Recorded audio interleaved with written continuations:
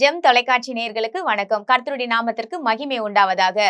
பெயர் சொல்லி அழைத்து அதற்கான ஒரு வேத வசனம் ஏசாயா 45:4. வெண்கல கதவுகளை உடைத்து இரும்பு தாழ்பாள்களை முறித்து அந்தகாரத்தில் இருக்கிற பொக்கிஷங்களையும் ஒளிபீடத்தில் இருக்கிற புதையல்களையும் உனக்கு கொடுப்பேன். நான் என் தாசனாகிய யாக்கோபின் மித்தமும் நான் தெரிந்து கொண்ட இஸ்ரவேலின் மித்தமும் நான் உன்னை பெயர் சொல்லி அழைத்து நீ என்னை அறியாதிருந்தும் உனக்கு நாமம் தரித்தேன். ஏசாயா 45 எடுத்து நீங்க வாசிச்சு பார்த்தா, ஒரு அறியாத மனுஷன் கோரேசு ராஜா, தேவனை அறியாத புறஜாதியான ஒரு மனுஷனை கையை பிடிச்சி அழைச்சி பாருங்க. தேவனு பாருங்க ஒரு வாக்கு தத்தத்தை கொடுக்கிறார். அங்க என்ன வாக்கு தத்தம் கொடுக்கிறார்னா, நீ என்னுடைய நாமத்தை அறிஞ்சிக்கல, ஆனா என்னோட நாமத்தை உனக்கு நான் தரிச்சிட்டேன், உனக்கு நான் கொடுத்துட்டேன், இந்த மாதிரி புதையல்கள் எல்லாம் உனக்கு நான் கொடுக்க போறேன் அப்படின்னு சொல்லி ஒரு வாக்கு தத்தத்தை அங்க கொடுக்கறத நம்ம பாக்குறோம். இந்த வாக்கு தத்தம் வெறும் கோரேசு ராஜாக்கு மட்டும் இல்லைங்க. இன்னைக்கு யாரெல்லாம் எந்த எதிர்பார்ப்பும் இல்லாம ஊழியம் பண்ணிட்டு இருக்கீங்களோ, கடவுளுக்காக சேவை செஞ்சிட்டு இருக்கீங்களோ, உங்களுக்கு அவர் கொடுக்க ஆயத்தமா இருக்கிறார். கோரேசு ராஜாக்கு அன்னைக்கு ராஜாவா இருந்தார். பழைய ஏற்பாட்டுல எல்லாமே நீங்க பாத்தீங்கன்னா அந்த இடத்துல நிழலாட்டமா இருந்த காரியம்தான் புதிய ஏற்பாட்டுல நிஜமாக மாறிச்சு. அந்த நேரத்துல கோரேசு ராஜா பாருங்க, புறஜாதியான ஒரு மனுஷனை தேர்ந்தெடுத்து அவன் வலது கையை பிடிச்சு அவருக்கு ஒரு வாக்கு தத்தத்தை கொடுக்கிறார். அந்தகாரத்தில் இருக்கிற பொக்கிஷங்களும் ஒளிபீடத்தில் இருக்கிற புதையல்களையும் நான் உனக்கு தருவேன்னு சொல்லி. இன்னைக்கு எப்படி வரப்போது ஆசீர்வாதம் அப்படின்னு சொல்லி நிறைய பேருக்கு பாருங்க ஒரு சந்தேகத்தோட உட்கார்ந்துட்டு இருக்கோம்.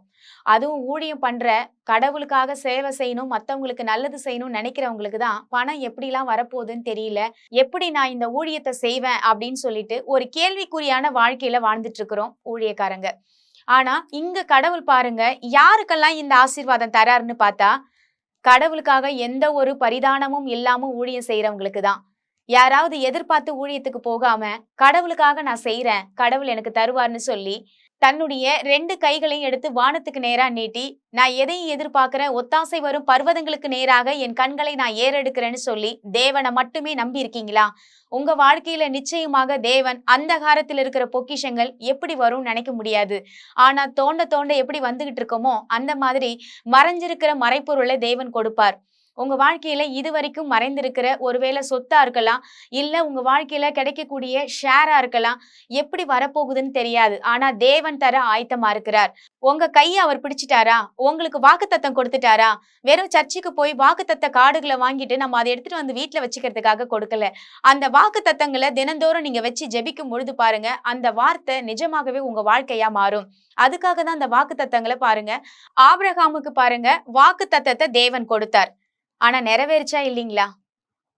வாக்குத்தத்தம் 75 வயசுல கொடுத்தார். 25 வருஷம் கழிச்சு பாருங்க ஒரு குழந்தை வந்துச்சு. அந்த குழந்தைக்கு அப்புறமா இன்னைக்கு எண்ண முடியாத ஆசீர்வாதத்தோட இருக்கிறோமா இல்லையா?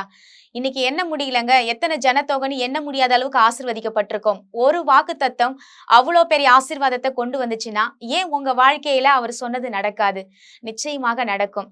நம்மளுடைய காத்திருப்பு பாருங்க, ரொம்ப நாளா காத்திருக்கிறோம், அதனால என்னால நம்பிக்கை போயிடுச்சுன்னு நினைக்கிறீங்களா?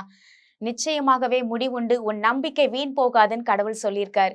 அப்போ நிச்சயமாக நீங்க எதை நம்புறீங்கன்றது ஃபர்ஸ்ட் முக்கியங்க.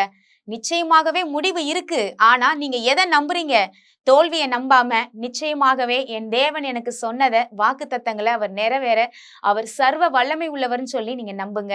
ஏன்னா அவரால கூடாத காரியம் ஒன்றும் இல்லைன்னு சொல்லி வேதத்துல அழகா எழுதியிருக்கே. அப்போ அவரால முடியாத ஒண்ணுமே இல்லை. மனுஷனா இருந்தா நீங்களும் நானும் கூட பல வேளையில நம்ம யோசிச்சு பார்க்கலாம், என்னால இது மட்டும் செய்ய முடியும், இந்த பிரதரால இதை மட்டும் தான் செய்ய முடியும், இந்த சிஸ்டரால இதை மட்டும் தான் செய்ய முடியும்னு. ஆனா கடவுளால செய்ய முடியாத ஒண்ணு இருக்குங்களா? அவரால எல்லாம் கூடும். வெளியே வந்து கொஞ்சம் வானத்தையும் பூமியும் பாருங்க. இந்த அண்ட சராசரங்களையும் படைத்த தேவன் ஏன் உங்களுக்கு செய்வது ரொம்ப சுலபமான காரியங்க. உங்களுக்கு செய்வதற்காக தான் தன்னுடைய ஜீவனையே அவர் சிலுவையில கொடுத்திருக்கார். வாங்க, இன்னைக்கு நமக்கு அந்தகாரமான பொக்கிஷங்களை அவர் கொடுக்குறேன்னு சொல்லியிருக்காரா? வாக்குத்தத்தங்களை. அதுக்காக நம்ம ஜெபிக்க போகிறோம். எங்கள் அன்பும் இரக்கமும் நிறைந்த நல்ல தகப்பனே, நாங்கள் உம்மண்டையில் வருகிறோம் சுவாமி. ஏசாயா 45 எடுத்து நாங்கள் ஆண்டவரை பார்த்ததில்ல, பெயர் சொல்லி அழைத்தேன் என்ற ஒரு தலைப்புல பார்த்தோம்ப்பா. எங்களை பெயர் சொல்லி அழைக்க இந்த உலகத்துல ஒருவேளை மனுஷங்க மறந்து போயிருக்கலாம். எங்க பேரை கூட எங்க சொந்தக்காரர்களோ இல்ல நபர்கள், எங்களுடைய நண்பர்களோ எங்களுடைய உற்றா உறவினர்களோ மறந்து ஒருவேளை இந்த பேர் உள்ளவன் எங்க இருக்கான்னு தெரியாம கூட நினைச்சுக்கிட்டு இருக்கலாம்ப்பா, மறந்து போயிருக்கலாம். ஆனா நாங்க ஒருவேளை பல வருஷங்களுக்கு பின்பு நாங்க பார்க்கும் பொழுது, இந்த பேர் உள்ளவங்க நீங்க தானா? அப்படின்னு சொல்லி கேட்கிற அளவு இருந்திருக்கலாம். ஆனா, எங்கள மறக்காத தேவன் நீங்க இருக்கீங்கப்பா. எங்களை வழிநடத்துகிற தேவன் நீங்க இருக்கீங்க.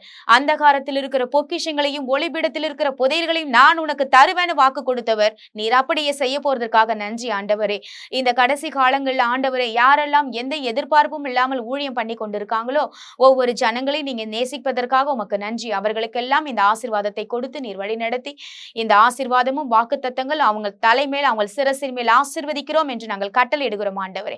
இயேசு கிறிஸ்து நாமத்தில் நாங்கள் ஜெபிக்கிறோம் நல்ல பிதாவே, ஆமென். கர்த்தர் நம் அனைவரையும் ஆசீர்வதிப்பாராக. God bless you.